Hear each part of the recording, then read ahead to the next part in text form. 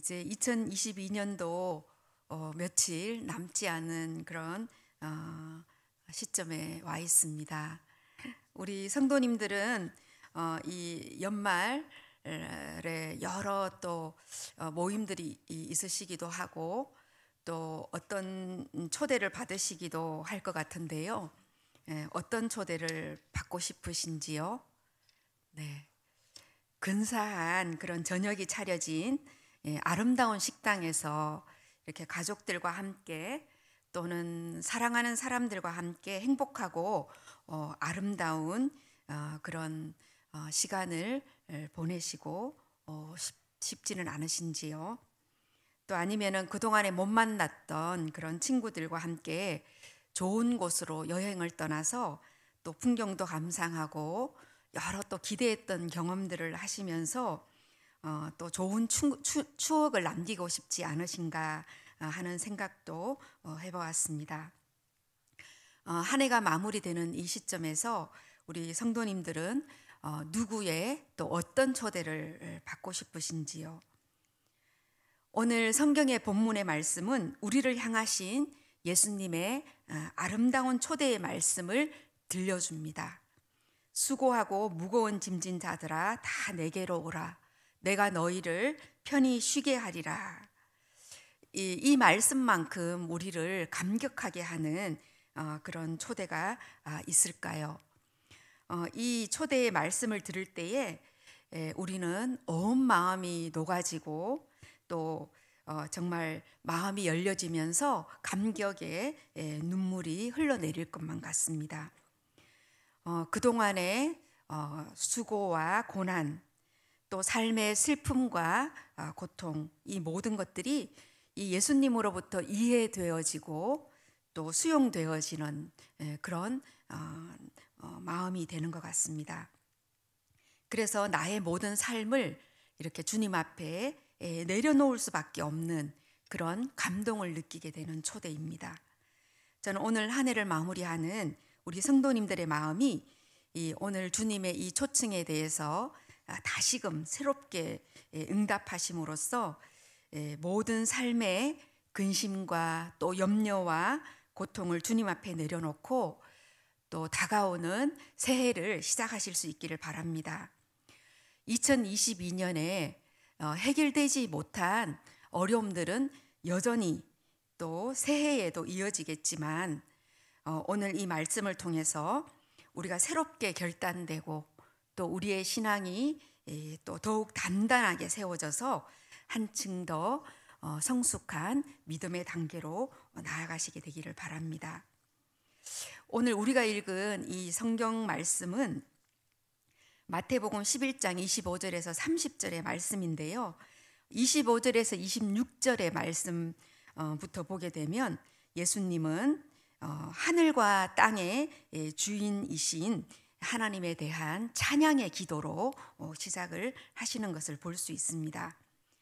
자신이 원하시는 사람들에게 자신을 드러내시도록 하시는 이 창조주 하나님을 예수님은 찬양합니다. 그리고 예수님은 이 세상의 모든 주권을 가지신 하나님께서 자신이 원하는 사람들, 그 원하는 사람들은 오늘 예수님께서 소개하시는 매우 구체적인 그런 사람들을 지칭하는데요. 어린아이들과 같이 솔직하고 또 순박한 그런 자들인데 이들은 하나님을 의지하고 또 하나님의 가르침에 기뻐하는 그러한 사람들에게 하나님의 계시를 드러내신다라는 것을 구체적으로 말씀하시면서 하나님을 찬양하고 있습니다. 그러나 또 반대로 예수님은 지혜롭고 또 슬기 있는 그런 자들, 예수님의 권능과 이적을 보고도 스스로 지혜롭다 생각하고 주님의 가르침을 거부할 뿐만 아니라 예수님을 영접하지 않는 자들에게는 하나님의 계시를 숨기시고 계심을 찬양하십니다. 이 바리새인과 서기관과 같이 자신이 매우 전문적이고 또 지혜롭다 생각하는 이런 사람들에게는 하나님의 계시를 드러내시지 않는다는 것입니다. 그리고 우리가 앞서의 구절들에서 보면 요한의 제자들에게 예수님은 시각 장애인들이 시력을 회복하고 또 안전뱅이들이 걷고 또 나병 환자들이 나음을 입고 청각 장애인들이 듣고 또 심지어는 죽은 자가 살아나고 또 가난한 자들에게 구원의 기쁜 소식이 전해짐에도 불구하고 회개하지도 않고 또 예수님을 영접하지도 않는 그런 자들에게는 하나님의 계시가 숨겨져 있다. 그래서 예수님은 그러한 자들에게 하나님의 계시를 숨기심을 찬양을 합니다. 이러한 예수님의 찬미의 기도는 하나님 아버지와 아들이신 예수님의 이 상호 관계를 통해서 이 초층에 부름을 받은 자들, 이 어린아이들과 같은 자들이 얼마나 복될 수밖에 없는지를 말씀을 해줍니다. 27절 말씀을 보면 하나님께서는 모든 통치권을 이 세상에 존재하는 이 모든 것을 예수님에게 위탁하셨다, 이렇게 말씀하고 있습니다. 예수님은 영원 전부터 모든 것을 하나님으로부터 받았기 때문에 하나님 아버지 외에는 아들을 아는 자가 없고 또 아들이신 그 예수님이 그 계시를 보여주고자 하는 자 이외에는 하나님을 알고 알 수가 없다, 이렇게 하나님과 아들이신 예수님의 상호관계를 이야기하시면서 바로 이 예수님의 초청에 부르심을 받은 그 어린아이와 같은 자들이 얼마나 복된 자들인가 하는 것을 예수님께서는 말씀해 주고 있습니다. 이제 하나님의 아들이신 예수님은 예수님이 구원하고자 하는 자들, 하나님의 계시를 나타내고자 하는 어린아이와 같은 자들에게 초대장을 보내십니다. 수고하며 무거운 짐을 진 사람은 모두 내게로 오십시오. 내가 여러분들을 쉬게 하겠습니다. 내게로 오시오. 이 얼마나 감격스러운 초대입니까? 삶에 지치고 공고한 우리들을 예수님은 오늘 이 시간에 초대하고 계십니다. 코로나19의 여파로 한순간에 직장을 잃은 사람들, 또 영업이 안 돼서 폐업을 고민하고 있는 자영업자들, 또 농산물이 소비되지 않아서 한숨만 쉬는 농민들, 또 경로당이나 무료급식소가 문을 닫아서 그 한 끼를 해결하지 못하는 힘겨운 어르신들과 또 노숙인들, 그리고 돌봄에서 방치되고 있는 그런 장애인들, 그리고 산업재해에서 이 낯선 땅에서 죽음을 맞이해야 하는 이주 노동자들, 그리고 매일매일의 노동의 현장에서 목숨을 걸고 기계를 돌리거나 또 높은 그 건설 현장을 오려내려야 하는 그러한 노동자들, 그리고 홀로 외로이 이 겨울을 나야 하는 이 독거노인들, 그리고 무엇보다도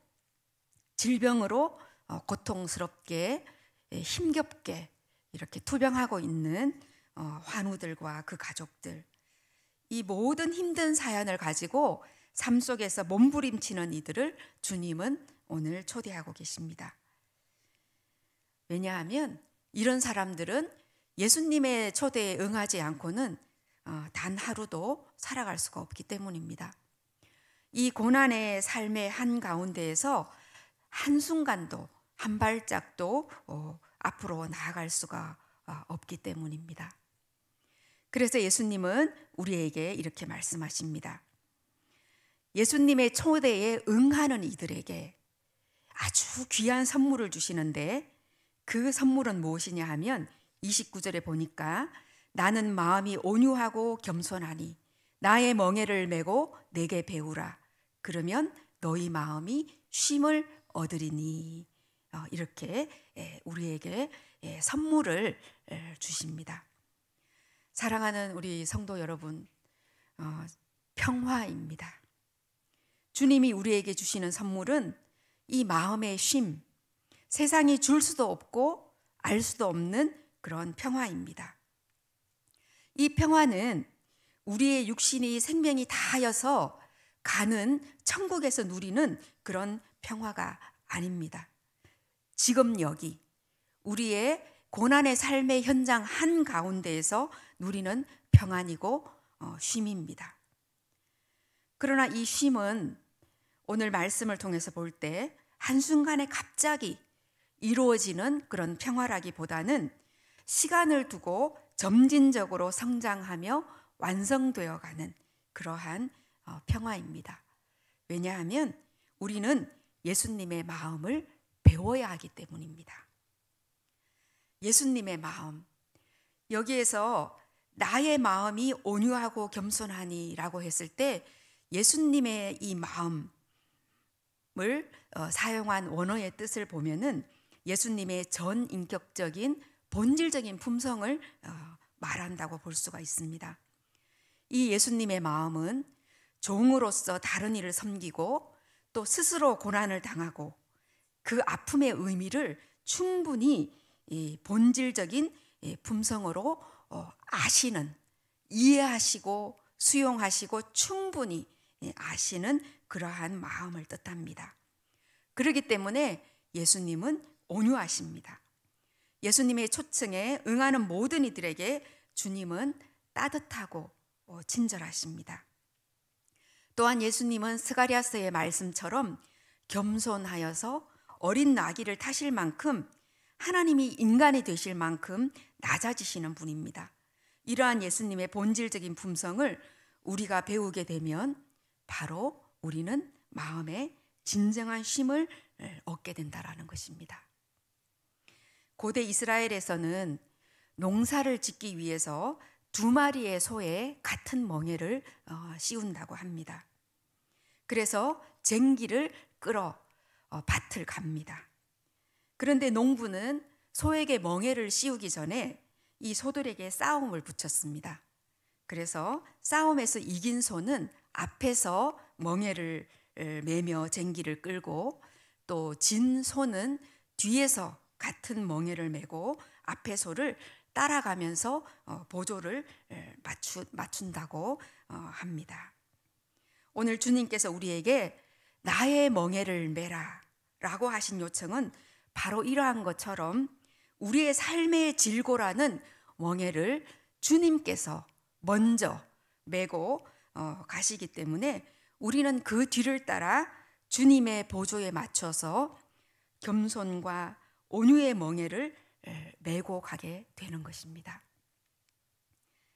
고대 근동의 이스라엘에서는 그 근동 지방에 이스라엘뿐만 아니라 근동 지방에서는 스승과 제자의 사이를 이야기할 때 바로 이 멍에라는 비유를 많이 사용했다고 합니다. 스승과 제자가 같은 멍에를 지고 가는 것을 말하는 것이죠. 우리 각자는 자신의 삶을 통제할 수 없다라는 생각을 할 때 큰 위기감을 느낍니다. 매일매일의 삶을 스스로 조절할 수 있고 내 전체의 삶이 통제된다라는 것을 느낄 때에 우리는 안심을 하게 됩니다. 그러나 그렇게 하기 위해서 우리는 얼마나 많이 수고해야 합니까? 얼마나 많은 짐을 지고 가야 합니까? 주님께서는 오늘 우리에게 전적으로 굴복해서 멍에를 메고 앞서가시는 예수님을 따라오라고 요청하십니다. 이것이 오늘 우리에게 주는 영적인 교훈입니다. 멍에를 메고 앞서가시는 주님을 뒤따라가면서 예수님의 온전한 제자로 세워지는 삶, 이것이 바로 예수님의 멍에를 메고 배우는 그런 삶입니다. 예수님의 멍에는 바리새인들과 서기관들이 주장하는 그런 율법적인 엄격함이나 완벽함이 아닙니다. 예수님의 멍에는 온유하고 또 겸손한 마음으로 행하는 사랑의 멍에라고 할 수 있습니다. 우리가 예수님과 함께 예수님을 따라 멍에를 지고 나아갈 때 우리는 비로소 마음에 쉼을 얻습니다. 여기에서 너희 마음에 쉼을 얻으리니 할 때 그 마음은 예수님의 마음은 온유하고 겸손하니라는 그 마음에 쓴 원어와 다른 단어를 쓰고 있습니다. 여기에서 너희의 마음은 할 때 그 마음은 우리의 정신, 우리의 인지적이고 정서적이고 의지적인 것을 포함하는 자아를 의미하는 그런 단어입니다. 오히려 이 단어에는 매우 정서적이고 감정적인 요소가 훨씬 많이 포함된 그러한 의미입니다. 그렇기 때문에 이 쉼은 바로 우리의 자아 의지가 평화를 얻는다라는 뜻입니다. 그렇기 때문에 이 쉼은 우리가 죽어서 가는 천국에서 얻는 평화라기보다 이 세상 한가운데, 이 고난의 삶의 현장 한가운데에서 얻는 정말 육체적이고 정신적으로 고통을 당하고 있는 사람들에게 주시는 진정한 쉼이다, 이렇게 말씀드릴 수 있겠습니다. 이제 말씀을 마치겠습니다. 예수님은 우리에게 진정한 쉼을 주시기 위해서 새로운 멍에를 지셨습니다. 그 멍에는 바로 계속해서 반복드리면서 드리는 말씀이지만 겸손과 온유라는 사랑의 멍에입니다. 예수님은 이 두 멍에를 메고서 진정한 쉼의 길에 이르셨다고 볼 수 있습니다. 우리는 이제 그 길을 배우는 모든 이들에게 예수님은 안내자가 되어주실 것입니다. 예수님이 우리에게 원하시는 겸손은 하나님 앞에서 낮아지는, 그리고 가난한 자신의 마음을 발견하는 일입니다. 하나님 앞에서는 아무것도 아닌 자신을 발견하고 그분이 주시는 은혜를 기다리며 그 은혜대로 살고자 하는 것이 바로 우리에게 원하시는 겸손입니다. 그리고 온유는 하나님이 주신 은혜로 살아가는 사람으로서 따뜻한 연대와 부드러운 섬김으로 자신과 이웃을 대하는 삶의 방식입니다. 자신에게 따뜻하게 대하고 친절하게 대하십시오. 그래야 이웃을 온유한 삶의 태도로 맞이할 수 있습니다. 그러한 겸손한 사람만이 온유의 길을 걸을 수 있고, 온유한 사람은 이미 겸손의 자리에 서 있는 사람입니다. 여전히 수고하고 무거운 짐에 눌려 계시지요? 오늘 예수님께서는 내게로 오십시오, 이렇게 우리 성도님들을 초대하고 있습니다.